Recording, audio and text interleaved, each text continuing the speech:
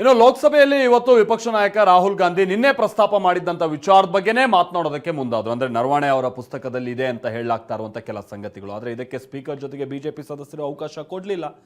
Again ಇವತ್ತು ನೋಡಿದ್ದು ದೊಡ್ಡ ಹೈಡ್ರಾಮನೆ. ಯಾವ ಮಟ್ಟಿಗೆ ಅಂತಾರೆ, ಸಭಾಪತಿ ಪೀಠದತ್ತ ವಿಪಕ್ಷ ಸದಸ್ಯರು ಪೇಪರ್ ಹರಿದು ಬಿಸಾಕಿದ್ದಾರೆ, ಕೆಲವರನ್ನ ಸಸ್ಪೆಂಡ್ ಮಾಡಲಾಗಿದೆ. ಏನಾಯ್ತು ಇವತ್ತು ಲೋಕಸಭೆಯಲ್ಲಿ, ಬನ್ನಿ ನೋಡ್ಕೊಂಬೋಣ. ಲೋಕಸಭೆ ಕಲಾಪದಲ್ಲಿ ನರವಾಣೆ ಆತ್ಮಚರಿತ್ರೆ ಕದನ. ಸ್ಪೀಕರ್ ರತ್ತ ಕಾಗದ ಬಿಸಾಕಿದ ಕಾಂಗ್ರೆಸ್ ಸಂಸದರು ಅಮಾನತು. ನಿನ್ನೆ ಲೋಕಸಭೆ ವಿಪಕ್ಷ ನಾಯಕ ರಾಹುಲ್ ಗಾಂಧಿ ಭಾರತೀಯ ಸೇನೆಯ ಮಾಜಿ ಮುಖ್ಯಸ್ಥ ಎಂಎಂ ನರವಾಣೆ ಆತ್ಮಚರಿತ್ರೆ ಬಗ್ಗೆ ಪ್ರಸ್ತಾಪ ಮಾಡಿದ್ರು. ಈ ವಿವಾದ ನಿನ್ನೆ ಇಡೀ ಕಲಾಪವನ್ನ ಕದನ ಭೂಮಿಯಾಗಿ ಮಾರ್ಪಾಡು ಮಾಡಿತ್ತು. ಇಂದು ಕೂಡ ಇದೇ ವಿಚಾರ ಸದ್ದುಗದ್ದಲ ಎಬ್ಬಿಸಿತ್ತು.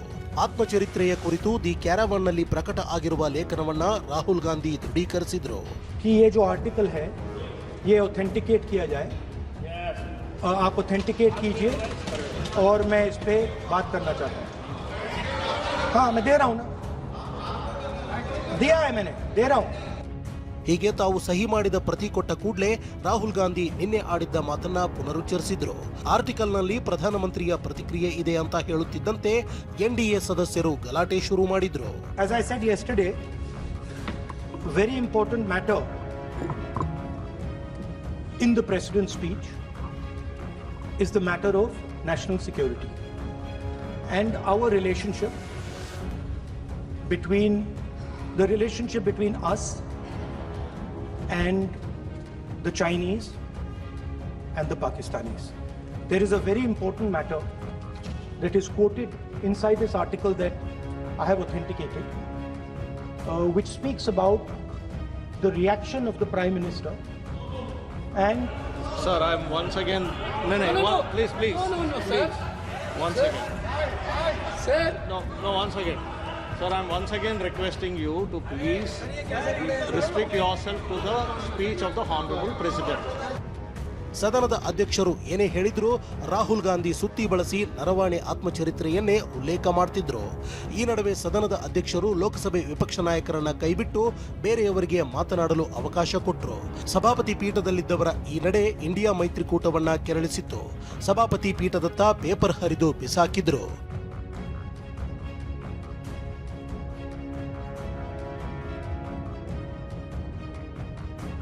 ಇನ್ನು ಪೇಪರ್ ತೂರಿದ 8 ಸಂಸದರನ್ನ ಬಜೆಟ್ ಅಧಿವೇಶನ ಮುಗಿಯುವವರೆಗೂ ಅಮಾನತು ಮಾಡಲಾಯಿತು. ಕಿರಣ್ ರೆಡ್ಡಿ, ಅಮರಿಂದರ್ ಸಿಂಗ್ ರಾಜಾ ವಾರಿಂಗ್, ಡೀನ್ ಕುರಿಯಾಕೋಸ್, ಗುರ್ಜಿತ್ ಸಿಂಗ್ ಔಜ್ಲಾ, ಹಿಬಿ ಇಡನ್, ವೆಂಕಟೇಶ್ವರನ್, ಮಾಣಿಕಂ ಠಾಗೋರ್, ಪ್ರಶಾಂತ್ ಪಡೋಲೆಯನ್ನ ಸಸ್ಪೆಂಡ್ ಮಾಡಿದ್ರು. ಅಮಾನತು ಮಾಡಿದ ನಂತರವೂ ಸಂಸದರು ಸ್ಪೀಕರ್ ಮೇಲೆ ಪೇಪರ್ ತೂರಿದ್ರು.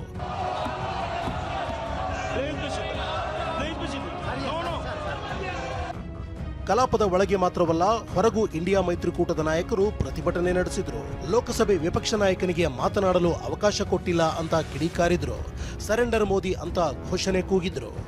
हिस्ट्री में एलओपी को प्रेसिडेंशियल एड्रेस में नहीं बोलने दिया. ಲೋಕಸಭೆ ಕಲಾಪ ಕದನ ಭೂಮಿಯಾಗಿತ್ತು. ಲೋಕಸಭೆ ವಿಪಕ್ಷ ನಾಯಕರನ್ನ ಮಾತನಾಡಲು ಬಿಡದೆ ಕಲಾಪವನ್ನ ಮುಂದುವರೆಸಿದ್ದಕ್ಕೆ ಇಂಡಿಯಾ ಮೈತ್ರಿಕೂಟ ಆಕ್ರೋಶ ಹೊರಹಾಕ್ತಿದೆ. ಇನ್ನು ಲೇಖನವನ್ನ ದೃಢೀಕರಿಸಿದ ಬಗ್ಗೆ ಹಾಗೂ ತಮ್ಮ ಭಾಷಣಕ್ಕೆ ಬ್ರೇಕ್ ಹಾಕಿದ ಕುರಿತು ಸ್ಪೀಕರ್ ಓಂ ಬಿರ್ಲಾಗೆ ರಾಹುಲ್ ಗಾಂಧಿ ಪತ್ರ ಬರೆದಿದ್ದಾರೆ.